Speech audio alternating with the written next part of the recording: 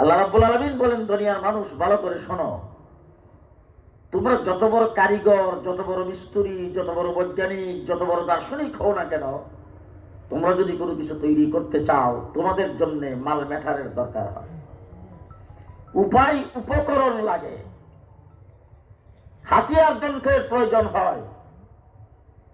আমি আল্লাহ যদি কোনো কিছু তৈরি করতে চাই, ইজা আরাদা শাইআন আইয়াকুলা লাহু কুন কুন কুন, ফায়াকুন। কাফ আর নুন, কাফেদের নুনের সঙ্গে যখন লাগছে টাচ হয়েছে কুন, আল্লাহ বলেন ফায়াকুন।